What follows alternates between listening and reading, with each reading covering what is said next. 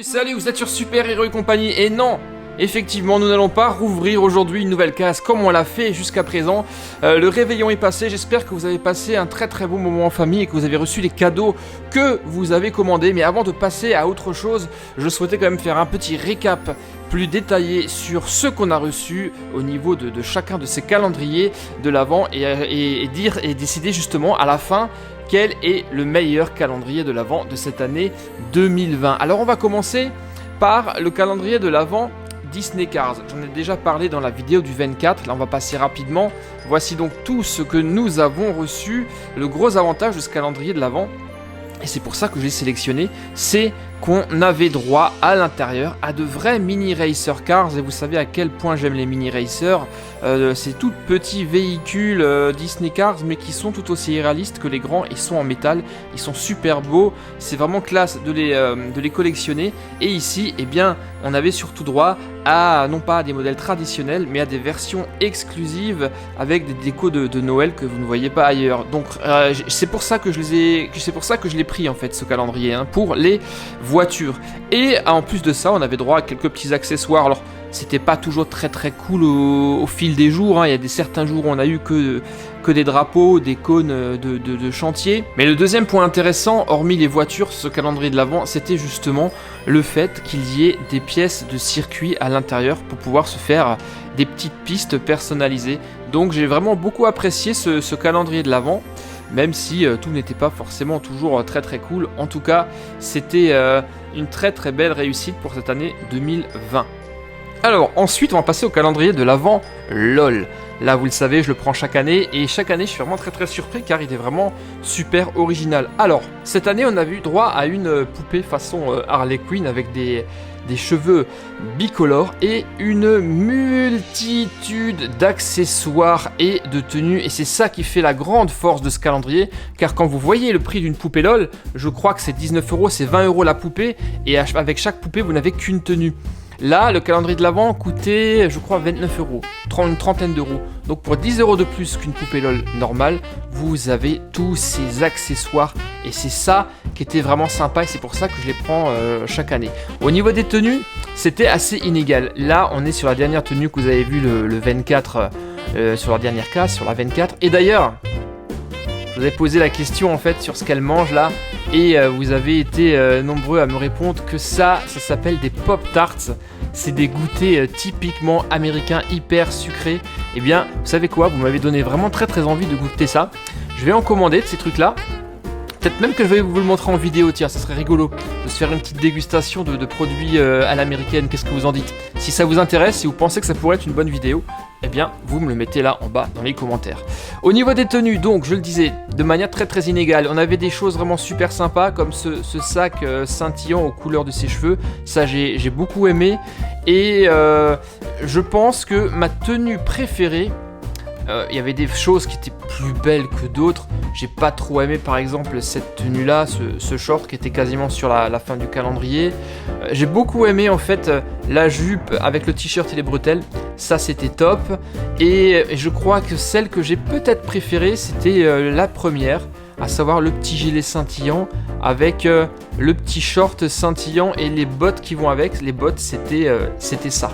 Sinon j'ai beaucoup aimé également le pyjama là, le petit peignoir avec les petits chaussons assortis. Ça c'était vraiment très sympathique. Donc globalement c'était un bon calendrier, mais je crois quand même que j'ai préféré celui de l'année dernière où les tenues étaient un tout petit peu plus sympas. En tout cas, cette année, c'est la poupée que j'ai préférée.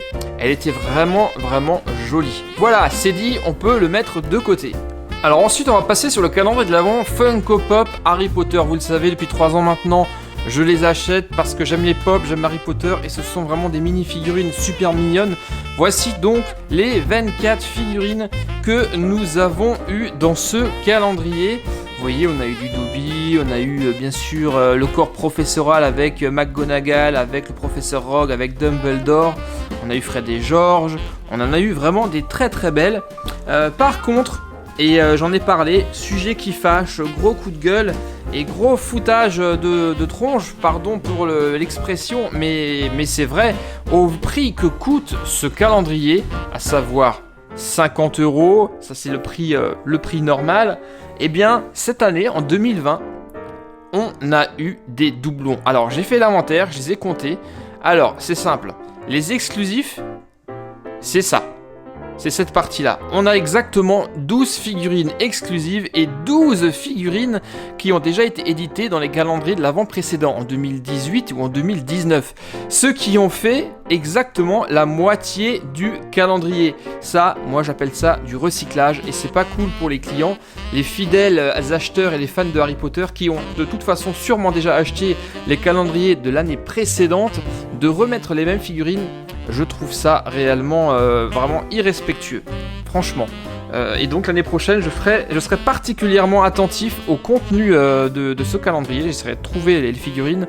Et si je vois que c'est des doublons, c'est clair que je ne l'achèterai pas. Donc voilà, tout ça, voilà, hop, on peut l'enlever. C'est déjà du vu et du revu. Finalement, on n'a que 12 exclusifs dans ce calendrier de 24. Et en plus, cette année, j'ai encore eu plus de problèmes que l'année dernière. Elles ont vraiment beaucoup de mal à tenir debout ces figurines de plus en plus. Sinon, eh bien, au niveau des exclusives, on avait des belles choses. On a eu, regardez, Croque-Dur. On a eu Pâte en rond. On a eu surtout une magnifique figurine de Fume Sec, avec un revêtement peau de pêche velours. Ça c'était vraiment très très joli, ça valait le coup. On avait également celle qui m'avait beaucoup plu aussi, c'était Harry Potter avec sa cape d'invisibilité, très mignonne. Le Dumbledore avec le Harry bébé, Hermione en chat. Les exclusifs valaient vraiment la peine, hein. La Dumbledore en tenue de nuit, ça c'était vraiment chouette également. Et nous avons aussi eu un très bel Hagrid en train de chercher un sapin de Noël. Alors parmi toutes ces exclusives, ma préférée sera quand même celle de Fume Sec. Je sais pas ce que vous en dites, mais elle est vraiment super jolie. Voilà, donc au niveau des exclusivités, c'était top. Au niveau des doublons, copie à revoir s'il vous plaît, messieurs dames de chez Funko. En plus, je vais vous dire, vous avez largement de quoi nous mettre encore 12 autres figurines exclusives. Vous avez tellement de figurines pop au catalogue que ça ne poserait absolument aucun problème. Et le deuxième coup de gueule, ça fait maintenant 3 ans que je le dis, il n'y a pas de méchants dans les pop. Et pourquoi? Je ne comprends pas. On aimerait retrouver une Bellatrix Lestrange. On aimerait retrouver surtout Voldemort. Voldemort se doit d'être figuré dans les calendriers de l'Avent. Je ne comprends pas pourquoi vous ne les mettez pas. Et voilà, j'espère que l'année prochaine, vous corrigerez le tir et que vous allez enfin nous mettre des méchants dans ce calendrier. Et d'ailleurs les amis, si j'ai du pop pour nous faire entendre, je vous suggère vivement d'aller leur laisser un petit mot sur leur page Facebook et sur leur Twitter, peut-être qu'ils nous écouteront. Et s'il y a beaucoup de gens qui se plaignent, ils vont enfin faire ça correctement pour l'année prochaine. Et maintenant on va parler du Lego Harry Potter. Franchement, globalement, c'est une excellente année 2020 pour les calendriers de l'Avent Lego. Et le Harry Potter m'a beaucoup surpris et je l'ai même préféré par rapport à celui de l'année dernière. Il était donc sur le thème de la coupe de feu et principalement axé sur la soirée du bal. On y a trouvé de belles choses, du micro-scale, des accessoires, ainsi que des figurines dont certaines étaient exclusives. Donc on va faire un petit tour d'horizon de ce que nous a offert Lego Harry Potter. On avait par exemple ici un ensemble qui était sur 3 jours. Je vous ai même d'ailleurs à l'époque posé la question sur ce que étaient ces petites choses, à savoir des fenêtres. J'avais même reçu un sachet en bonus en plus, erreur d'empaquetage, d'emballage. Et donc ça faisait ça, une belle petite cheminée, la cheminée de la maison Gryffondor, avec la petite chaussette au-dessus de la cheminée, les fenêtres, et donc à côté, vous voyez, on pouvait mettre le canapé avec le fameux œuf en or. On avait également un bougeoir, on avait, ça a fait quand même le débat, hein. Beaucoup ont pensé que c'était la coupe de feu, or non, ça doit être une fontaine en chocolat. La minifig d'Hermione, les deux sœurs Parvati et Padma Patil, autour de la table avec le fameux château glacé qui lui également était proposé sur 2 journées. Une très très belle pièce. Sinon, au niveau microscale, j'ai beaucoup aimé le gramophone. Ça, c'était extrêmement original, je trouve. On avait également des petits sapins, on en avait 2, des comme ça. ça c'est top. Et là vous voyez les instruments de musique, je les ai mis ensemble. On avait sur une journée le piano micro-scale, vraiment super top, et sur une autre journée on avait le micro ainsi que le pupitre avec les partitions. Ça aussi c'était vraiment sympathique. Sinon, eh bien, on a également retrouvé une petite table avec Ron, Harry Potter ainsi que Cho Chang. Elle, il me semble qu'elle est exclusive. Harry Potter avait également une belle carte d'invitation du bal tampographiée et brillante. Ça, c'était top. Et le grand sapin, ça aussi, il était super beau. Vous voyez, là, je l'ai mis en situation dans la maison Gryffondor avec le canapé, tout ça. On peut vraiment faire de très très belles décos. On avait donc ce sapin gelé avec tout autour, vous le voyez, les cadeaux de chacune des maisons, dont ici une grande trompette emballée. Non, je sais, c'est pas une trompette, c'est un balai. Voilà, sinon, qu'est-ce qu'on avait d'autre ? Eh bien, on avait la coupe de feu en micro-scale. Voilà, elle est là, la coupe de feu. Et franchement, elle est super réussie. J'adore. Mais on avait également le fameux navire de l'école bulgare qui va sous l'eau. On avait le carrosse de l'école de Beaubaton. Et sans conteste, mon micro-scale préféré sur ce calendrier de l'Avent Lego Harry Potter 2020, eh bien, c'est celui-ci. C'est simplement le micro-scale, regardez, du château de Poudlard. En quelques pièces, vous reconnaissez immédiatement le château et je le trouve réellement super joli celui-ci. Vraiment très très bien fait. Donc, une très belle mouture 2020 pour ce calendrier de l'Avent Lego Harry Potter. J'en suis extrêmement content et j'espère que vous aussi, ça vous a plu de découvrir toutes ces belles surprises au fil de ces 24 jours que nous avons passés ensemble. Et on en vient maintenant à ce qui est la surprise, la découverte de cette année 2020. Pour la première fois, je vous présentais un calendrier de l'Avent Lego Star Wars. Les années précédentes, je ne vous l'ai jamais présenté parce que justement, je le trouvais extrêmement cher pour ce qui était proposé. Les surprises n'étaient pas folles. Mais alors, cette année, les amis, c'est une débauche de vaisseaux, de figurines exclusives, de micro-scale. Réellement, c'est, je vais vous le dire tout de suite, je vais pas attendre jusqu'à la fin de la vidéo, c'est le calendrier gagnant de cette fin d'année 2020, même si, oui, le calendrier de l'Avent Playmobil était aussi extraordinaire, il était quasiment ex-aequo avec celui-ci, mais vu la qualité et le nombre de micro-scale, c'était franchement le grand gagnant. Alors petit récap de cet extraordinaire calendrier qui ne nous a quasi jamais déçus au fil de ces 24 jours de décembre. On a eu des trucs de fou. On a eu ici le micro-scale. Alors je pense vraiment que c'est la maison de Luke Skywalker et que c'est pas la cantina de Mos Eisley. Mais voilà, la maison en micro-scale, on voit tout de suite de quoi on parle. Donc ça c'était top. On a eu des petites figurines, on a eu un petit Porg, bon ça c'était moyen, on a eu Deo, lui aussi il était peut-être pas trop inspiré. On a eu au niveau Fig, on a eu un droïde de combat, on a eu Rey, on a eu Luke Skywalker, on a eu un Trooper Sith, on a eu un Stormtrooper, lui il va partir en affectation d'ici quelques secondes sur l'équipe de surveillance de mon Adidas ZX Lego. Et on a eu surtout, eh bien ça c'était vraiment la chose principale, 2 minifigs exclusives et rien que pour ces 2 figurines ça valait le coup d'acheter ce calendrier de l'Avent, à savoir Poe Dameron en pull de Noël. Vous voyez il est juste exceptionnel, et surtout le Dark Vador qu'on a eu le 24 également en pull de Noël avec l'illustration de l'étoile noire dessus. Donc ça c'était vraiment le gros top de ce calendrier de l'Avent, mais c'est pas tout. C'était juste de la folie les micro-scale. Là par exemple, je vous avais d'ailleurs posé la question dans les commentaires, ce n'était pas un vaisseau ça c'est le générateur de puissance de la base rebelle de Hoth qu'on a pu voir donc dans l'Empire contre-attaque. Bien entendu, on a eu du Faucon Millennium, on a eu pas mal de débats sur ce vaisseau là qui est donc qui est peut-être moins connu que les autres, c'était le Radiant 7, un très beau modèle aussi. Quoi d'autre ? On a eu le pod d'Anakin Skywalker. On a eu le Snow Trooper en micro-scale. Mais surtout, et là je vais en venir à mes préférés, on a eu ici, eh bien, le Razor Crest, les amis, le vaisseau de Mando, de Mandalorian, qui, il est vraiment super bien fait.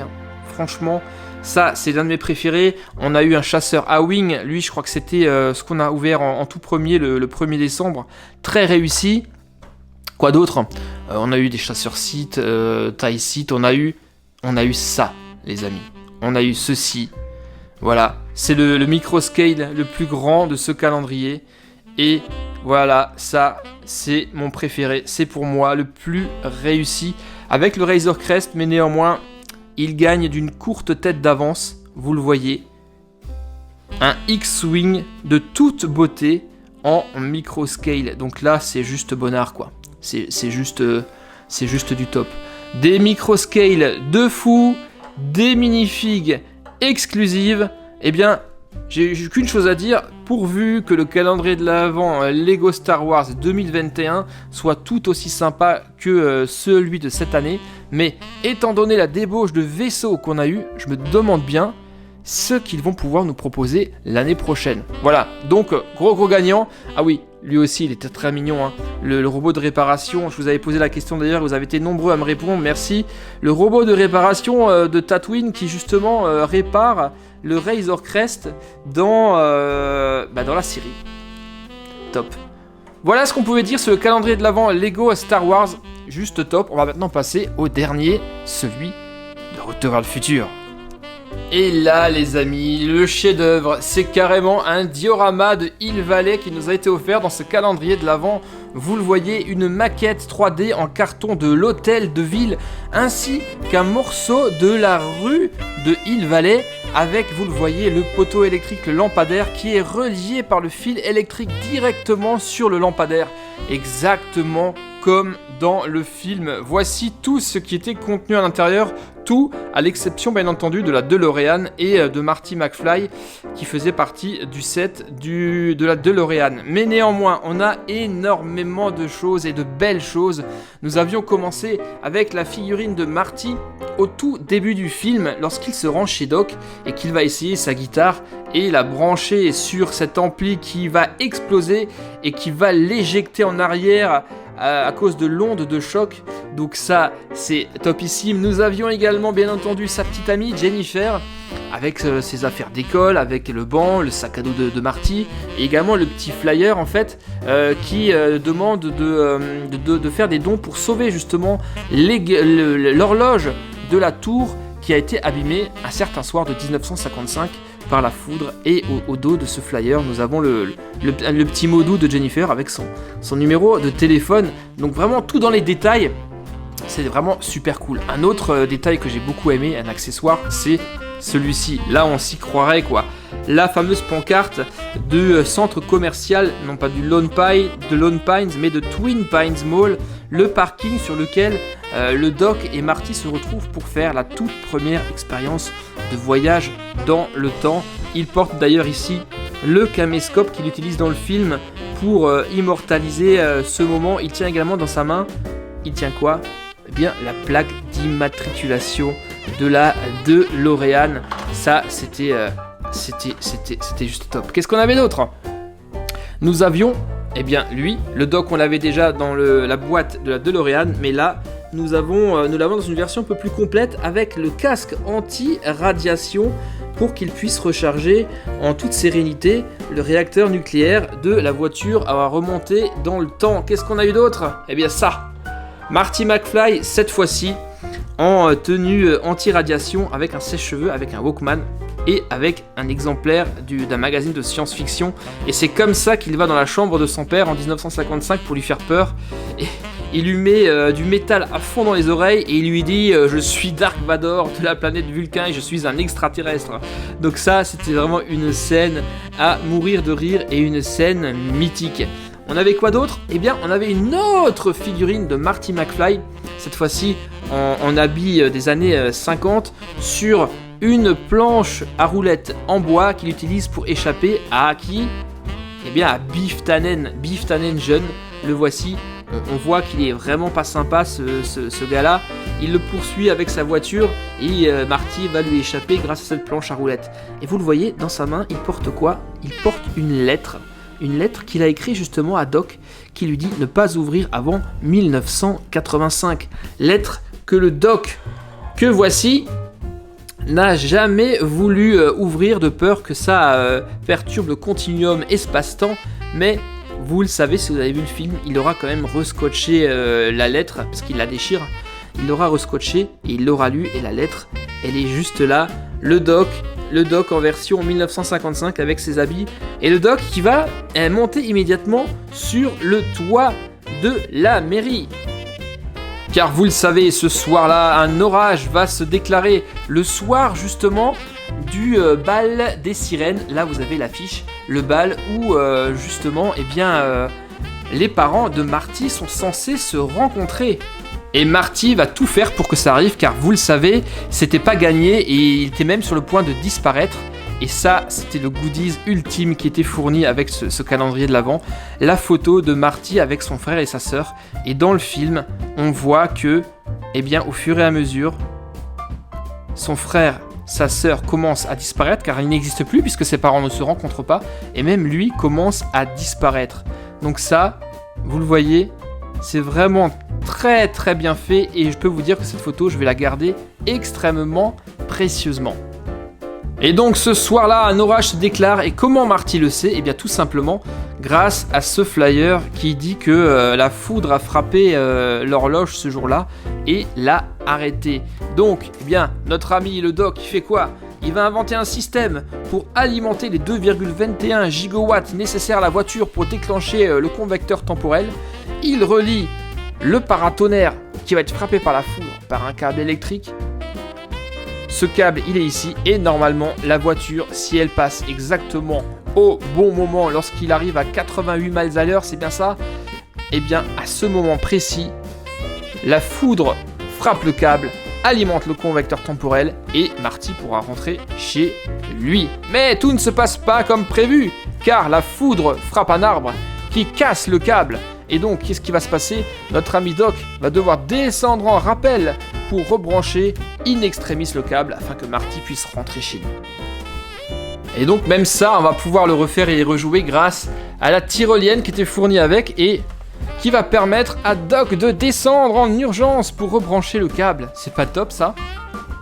Et voilà Marty qui passe pile au bon moment, le crochet accroche le câble, alimente le convecteur temporel. Le crochet reste d'ailleurs accroché comme ceci. Et la voiture s'en va en 1985. Et laisse au passage des traces enflammées sur la route. Bref, un calendrier de l'Avent, lui aussi exceptionnel. Vraiment, c'est le meilleur calendrier de l'Avent que Playmobil nous a proposé depuis bien des années. Ça, c'est absolument clair. Maintenant, eh bien, qu'est-ce qu'on pourrait faire d'autre comme calendrier de l'Avent l'année prochaine? La licence Scooby-Doo par exemple, ça serait réellement extrêmement original je trouve.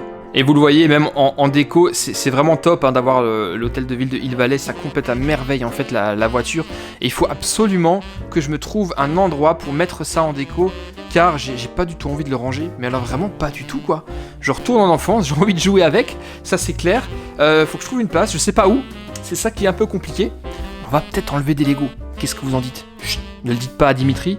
Hein, il aurait les cheveux qui se dressent sur la tête, mais oui, je vais essayer de garder ça précieusement. Voilà les amis, bon, c'était un peu long, je me suis un peu étendu, excusez-moi, désolé, mais il fallait vraiment faire un petit récap sur ces calendriers de l'Avent. Réellement, c'était une très très belle année, j'espère que vous aussi, ça vous a plu. On attend avec impatience maintenant les calendriers de l'Avent de l'année prochaine, j'espère que vous serez au rendez-vous. Moi j'y serai.